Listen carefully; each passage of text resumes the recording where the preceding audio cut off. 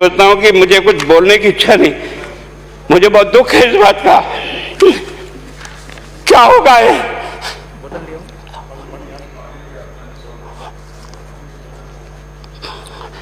किस तरह की गेम बड़ा बड़ा बैनर छपवा कर क्या करते हैं, रात में बिल्डिंग में लगाते हैं। देखिए हमारे इस कोचिंग संस्थान से 100% पढ़ता है, भूखा प्यासा पढ़ता है, घर बेच करके पढ़ता है, खेत बेच करके पढ़ता है, लेकिन जब उसका सिलेक्शन नहीं होता तो जहर खा के मरने से मेरी बहुत विनम्र प्रार्थना है। इस बीमारी का इलाज चाहिए बच्चे को, कानून से नहीं होगा, कानून के अलावा होगा, और उसमें आप करें। धन्यवाद। और ये जितने भी प्राइवेट कॉलेजों में आपने सेंटर बना रखे उनको बंद करो, इनको तुरंत बंद करिए एक ऑर्डर से। जितने भी सरकारी विद्यालय है और सरकारी नौकर ही एग्जामिनर बनेगा और एग्जामिनेशन करेगा, तब तो आप इसको बचा पाओगे। जो तन मन धन लगा के पढ़ाई करते हैं, वास्तव में उनका हक अधिकार को पैसे के बल से छीना जाता है। और ये छीनने का कार्य कौन करते हैं? ये छीनने का कार्य बड़ा बड़ा शिक्षा का माफिया अभी निकल गया है। जिस तरह कोयला का माफिया निकलता है ना, जमीन का माफिया निकलता है ना, उस तरह शिक्षा का माफिया, कॉम्पिटिटिव जॉब का सिस्टम को बदलना होगा, ये परीक्षा का सिस्टम चेंज करना होगा। मैं सोचता हूं कि क्या हम इतने अक्लमंद बैठे हैं, क्या इस व्यवस्था को चेंज नहीं कर सकते? क्या एक ही पेपर हर राजस्थान में 20 लाख बच्चों को दिया जाए? क्या इसका कोई ऑल्टरनेट नहीं हो सकता? आपका अपने YouTube channel online fact solution में स्वागत है। आज मैं एक छोटा सा वीडियो दिखाने का प्रयास करूंगा, और ये वीडियो राजस्थान विधानसभा सत्र का है, जिसमें आपको एक सदस्य रोते हुए नजर आएंगे। और ये रोते हुए व्यक्ति के पहले जीवन परिचय के बारे में मैं जान लेता हूं कि वो किस पार्टी से संबंध है, और ये वर्तमान में कौन से पद पर है, और क्या क्या पद पर रह चुके हैं, सारी चीज के बारे में पहले मैं जानूंगा। इस वीडियो में रो रहे सदस्य जिनका नाम है गुलाब चंद कटारिया।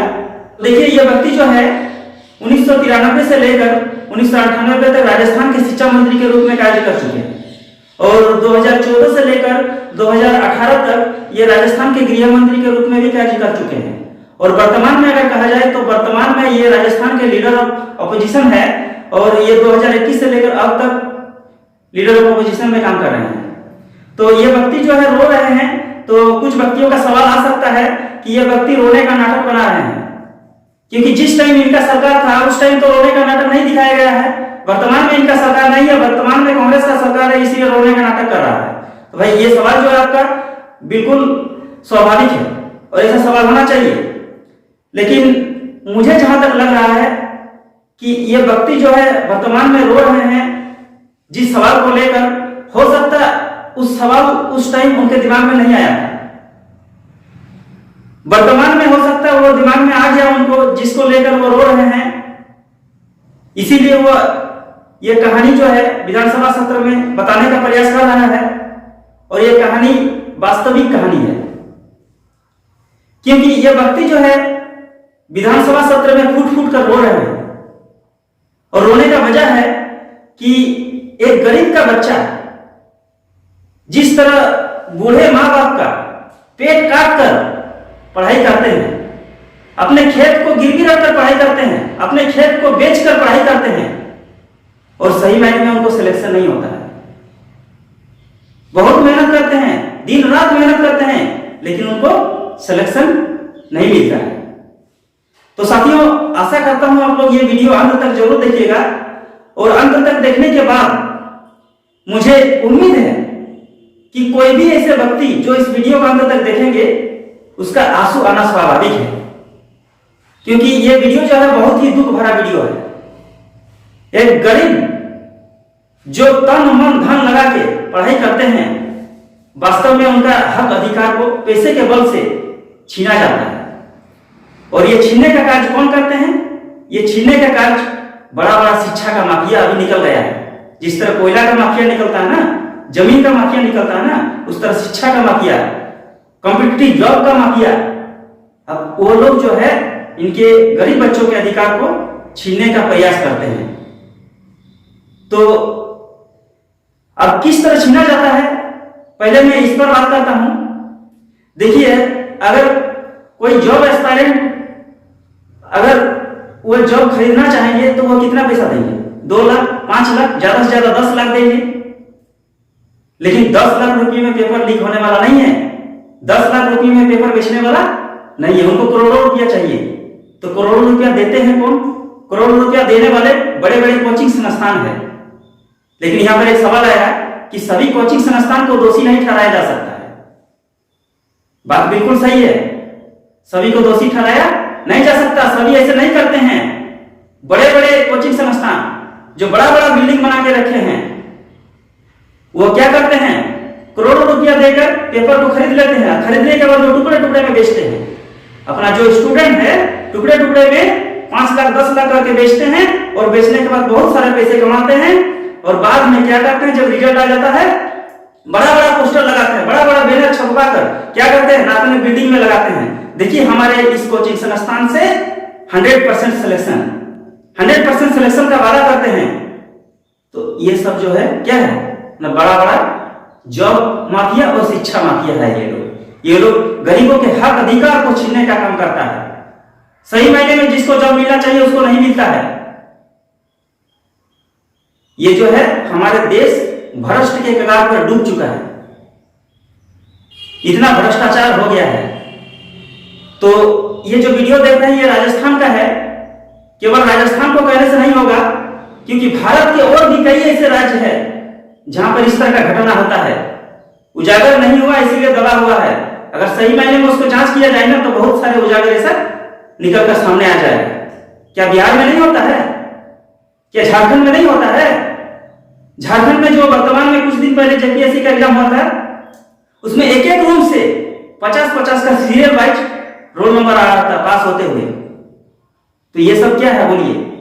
लेकिन इसका कोई जांच करने वाला नहीं है, इसका कुछ जांच नहीं हुआ है, एग्जाम को रद्द नहीं किया गया है, ऐसे ही सिलेक्शन देकर निकाल दिया गया है।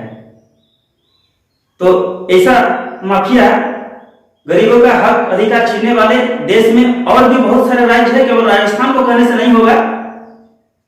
तो साथियों अब ज्यादा बात नहीं करूंगा, आप लोग वीडियो को अंत तक देखिए, आप लोग को खुद समझ में आ जाएगा। ले चलते हैं आपको राजस्थान विधानसभा में इस वक्त नेता प्रतिपक्ष गुलाब चंद कटारिया क्या कुछ कह रहे हैं। कोई चिंता की बात नहीं, जो डूबना है प्रदेश को तो डूबेगा। मतलब 10 वर्ष में चाहे मेरा सरकार रही हो चाहे आपकी रही हो, किसी में स्वयं शिक्षा मंत्री हूं, अपराधी होऊंगा, कोई चिंता की बात नहीं। लेकिन आप कम से कम इन 10 सालों से इन जितनी कोचिंग संस्थाएं चल रही है, इनकी जितनी परीक्षाएं हुई है, उनके परीक्षा के रिजल्ट के साथ आप अपनी टीम लगा करके इनका पोस्टमार्टम करो, तब आपको समझ में आ जाएगा कि बीमारी कहां से चली है। ये बीमारी इन व्यवसायियों के थ्रू चली है।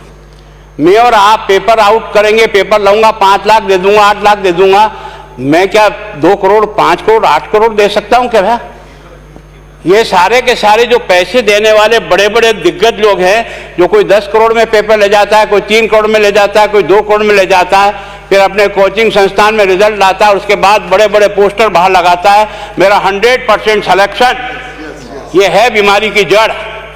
अगर मार करना चाहते हो तो यहां करो, तब तो जाकर के इसको कोई रोक सकोगे। बाकी से केवल मन को संतुष्ट करने का काम करो तो ये राजस्थान के उस गरीब बच्चे के साथ न्याय नहीं होगा, जो बड़ी मुश्किल से पढ़ता है, अपने घर में बूढ़े माँ बाप को भूखे मार के पढ़ता है, और उसके बाद परीक्षा के लिए जाता है, रोता हुआ घर लौटता है। क्या दुख नहीं होता है? हम लोगों के मन में कोई रहम नहीं है कि आखिर उस बच्चे का क्या होगा जो अपनी बड़ी पीड़ा के साथ पढ़ रहा है। इन सारे पैसे वाले लोगों के पास में आपने सारी सरकारी नौकरियों को भेज दिया। मैं बहुत कड़वा सच बोल रहा हूं, आज जो पिछले 8 साल में नौकरी में लगे ना, उन सब का भी पोस्टमार्टम कराओ, आपको लगेगा आधा फर्जी मामला निकलेगा। कोई है नहीं, कोई सोचने वाला है इस पर कि आखिर उसके दर्द को कौन जानेगा, है ना। जिस प्रकार से हमने परीक्षा के माध्यम से इन पैसे वाले लोगों को उतार करके सारे के सारे उन गरीबों की आशाओं के ऊपर पानी फेर दिया। रात और दिन पढ़ता है, भूखा प्यासा पढ़ता है, घर बेच करके पढ़ता है, खेत बेच करके पढ़ता है, लेकिन जब उसका सिलेक्शन नहीं होता तो जहर खा के मरता है। कोई इस पीड़ा को समझने के लिए तैयार नहीं है। और हम इस कानून को ला करके दुनिया को बताना चाह रहे हैं कि हमने इतना बड़ा कानून कर दिया, इस कानून से कुछ भी नहीं होगा। मैं आज आपको कह रहा हूं, ये जो आपने नए प्रावधान जोड़े हैं, मैं सोचता हूं कि मुझे कुछ बोलने की इच्छा नहीं, मुझे बहुत दुख है इस बात का। क्या होगा ये?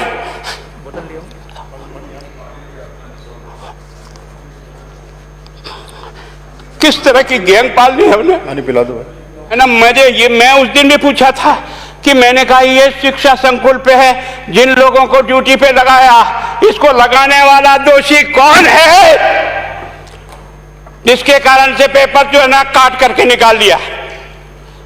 ये तो ठीक है, भाग्य हमारा अच्छा था कि सवाई माधोपुर की घटना छूट गई और एसओजी को उसमें हाथ में लग करके कुछ केस लग गया। अगर वो केस नहीं लगता तो आज आपकी सारी नौकरी पर इन सब बड़े बड़े दलालों के स्कूल में पढ़ने वाले बच्चे होते और मेरा गरीब का बच्चा अपना घर लौट के जाता। क्या दुर्भाग्य है। और इस कारण से केवल इसके लिए खुश मत हो जाओ कि हमने कानून बहुत सख्त बना दिया इसलिए अपराधी रुक जाएगा। नहीं, सिस्टम को बदलना होगा, ये परीक्षा का सिस्टम चेंज करना होगा। मैं सोचता हूं कि क्या हम इतने अक्लमंद बैठे हैं, क्या इस व्यवस्था को चेंज नहीं कर सकते? क्या एक ही पेपर हर राजस्थान में 20 लाख बच्चों को दिया जाए? क्या इसका कोई ऑल्टरनेट नहीं हो सकता? इसका ऑल्टरनेट सोचना चाहिए कि हम परीक्षा को टुकड़े टुकड़ों में कैसे कर सकते हैं।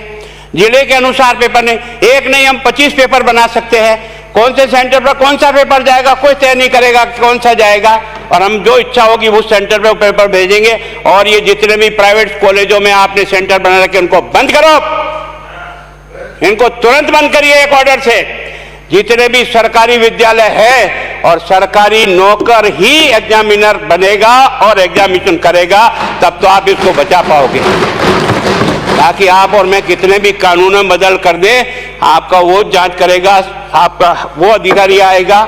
आपने कहा भाई सेशन जज के नीचे नियुक्ति नहीं होगी, इसके अलग से कोर्ट होगा, बहुत अच्छी बात है। प्रोविजन जो आपने डाले हैं वो स्वागत योग्य, स्वागत करता हूं, पर इन प्रोविजन को लागू तो आप और मैं ही करूंगा, कौन करेगा? जब हम ही ठीक नहीं है तो इन प्रोविजन क्या रोएंगे अंदर बैठे बैठे है? जब तक हमारा दिल और दिमाग ठीक नहीं होगा ना, इस बीमारी का इलाज नहीं होगा। हमने शिक्षा के मंदिर को भ्रष्टाचार की भट्टी में जलाकर खाक कर दिया। दुर्भाग्य हमारा। जहां से कोई आशा की किरण दिखती थी उस गरीब को कि चलो मैं अपनी मेहनत से आगे बढ़ जाऊंगा, लेकिन अब वो निराशा में आ गया। उसको लगा कि अब कोई रास्ता नहीं है। और इस कारण से मैं सोचता हूं कि आप जिस भावना से लाया, मैं आपकी भावना की इज्जत करता हूं, लेकिन केवल आपकी भावना इन बेईमानों को नहीं रोक सकेगी। इसको रोकने के लिए हमको सिस्टम को बदल करके और तुरंत उस पर ध्यान करना चाहिए। कानून 302 का बना हुआ है, क्या मर्डर रुक गए? आप भी जान रहे हो रोज के रोज पोक्सो कोर्ट में आजीवन कारावास हो रहा, क्या व्यभिचार रुक गया है? अपराधी को दंड मिल सकता है, अपराध बंद नहीं हो सकता है। अपराध बंद करने के लिए जो सिस्टम होते हैं उस सिस्टम में चलो।